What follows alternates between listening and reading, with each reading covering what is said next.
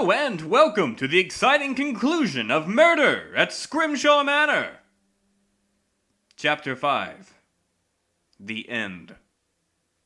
It clicked. It all made sense. Bosny's mind raced as all the pieces fell into place. All the clues, all the testimonies, everything. It all made sense now. You! He rounded on Dervy, finger pointing like the end of a sword.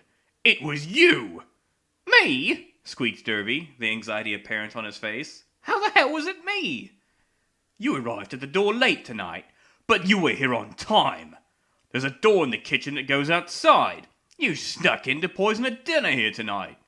You filched the bottle of wine while the butler wasn't looking and just couldn't resist a drink. When he went to replace it, you poisoned a meal that you thought was going to be Scrimshaw's. You knew that you couldn't get away with killing Trailbark.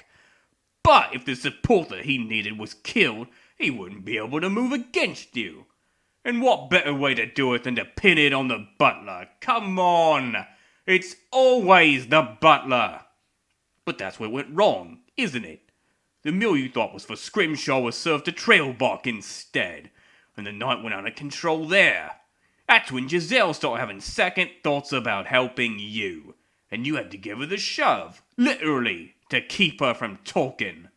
You never went to the bathroom. You don't even take laudanum. I looked it up. You'd be dead if you took the amounts you said you do.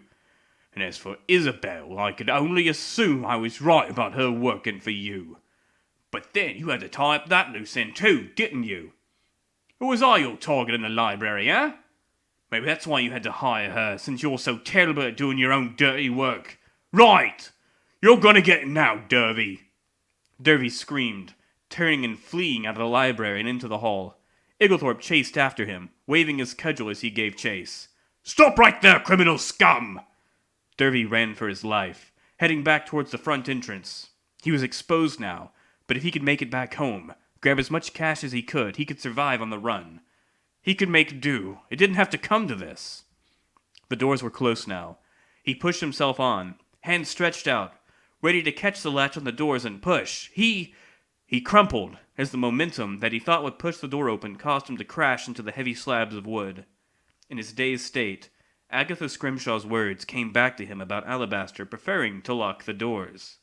Now Bosny was closing in on him, and there was nothing he could do. Right, you.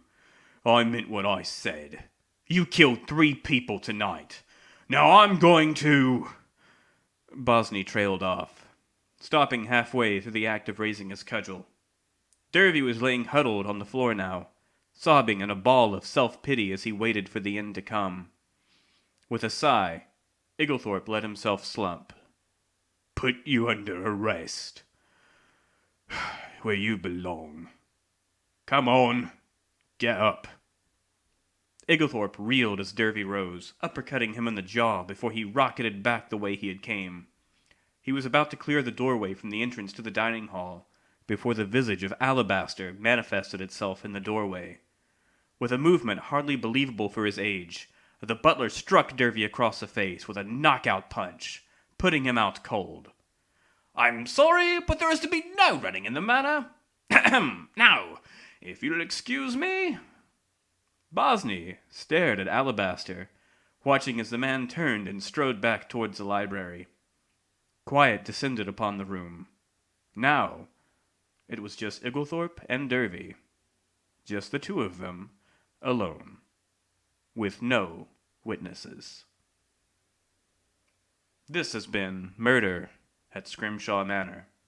Written and narrated by Salome. Thank you.